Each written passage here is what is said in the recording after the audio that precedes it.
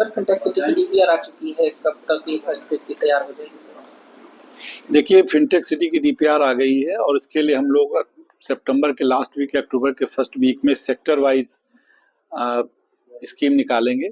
काफ़ी सेक्टर्स चिन्हित किए गए हैं क्योंकि भारत में अभी बहुत कम जो फाइनेंशियल ट्रांजैक्शन हो रहे हैं, जबकि दुनिया के देशों में 66% हो रहे हैं, भारत में भी इसका परसेंटेज बहुत नीचे है और आगे बहुत असीम संभावनाएं हैं क्योंकि भारत एक यंग देश है जहां पॉपुलेशन 25 से 45 साल की काफ़ी ज़्यादा है।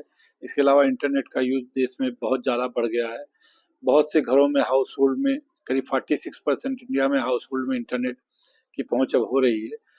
इसके अलावा स्मार्टफोन हम सेकंड यूज़र हैं पूरे वर्ल्ड में, इंटरनेट में भी हम सेकंड यूज़र हैं पूरी दुनिया में। तो आने वाले दिनों में फाइनेंशियल ट्रांजैक्शन बहुत बढ़ने हैं, इसलिए सेक्टर जो चिन्हित किए गए हैं वो भारत के आर्थिक जो विकास है, जो ऑनलाइन डिजिटल पेमेंट है, जो इंश्योरेंस है, जो स्पेसिफिक सेक्टर है, इक्विटी मार्केट है, सभी को बैंकिंग है, सभी को कैटर करेंगे। तो जो सेक्टर्स चिन्हित किए गए हैं उसमें एक तो बैंकिंग है, दूसरा लेंडिंग है कि जो जहाँ से पैसा मिलेगा, तीसरा पेमेंट है, पेमेंट गेटवेज तमाम है, यूपीआईज हैं, एपीआईज हैं।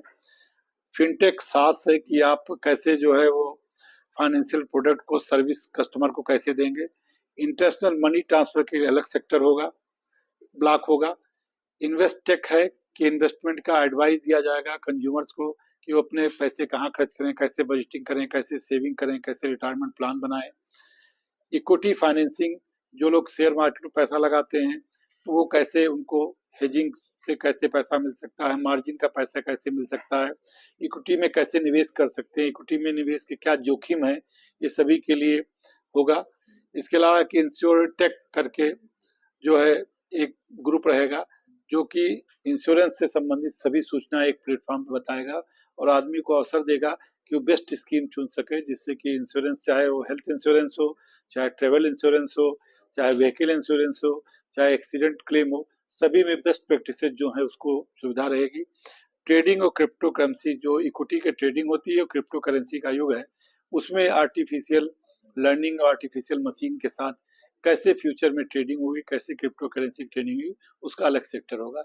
इसके बनने से जीडीपी में भी काफ़ी ग्रोथ होगी, साथ ही साथ डिजिटल पेमेंट और बैंकिंग को एक नया आयाम मिलेगा। ये बिल्कुल क्लोज्ड होगा और एक तरह का एसीजेड होगा जिसमें तमाम टैक्स हॉलीडे मिलेंगे, क्योंकि टैक्स हॉलीडे ही सबसे बड़ा जो है फिनटेक सिटी का आकर्षण है और फाइनेंशियल मार्केट के एक्सचेंजेस को और मनी के ट्रांसफर को, बैंकिंग को एक नया आयाम देगा और उसको एक नया देगा। ऑलरेडी देश में गिफ्ट सिटी में, अहमदाबाद में, चेन्नई में भी चाहे छोटे स्केल पे हैं, हम लोग इसको सेक्टर 11 में ला रहे हैं। 5 एकड़ का पहला फेज होगा, यहाँ पर 1000 एकड़ जमीन है। माननीय मुख्यमंत्री जी जब गाजियाबाद नगर पालिका का बॉन्ड जब लिस्ट हुआ था, बॉम्बे स्टॉक एक्सचेंज गए थे, तो वहाँ उन्होंने बेल बजा करके शुभारंभ किया था। बॉन्ड सिस्टम जो लिस्टिंग हुई थी पहली यूपी में नगर पालिका गाजियाबाद की, तभी उन्होंने इच्छा जाहिर की थी कि एक फिनटेक सिटी, एक फाइनेंशियल हब बनना चाहिए और उन्होंने मुझसे भी कहा था और सबसे भी कहा था। तो ये अब मूर्त रूप ले रहा है और मुख्यमंत्री जी की इच्छा के अनुरूप ये हम लोग अक्टूबर में स्कीम ले आएंगे।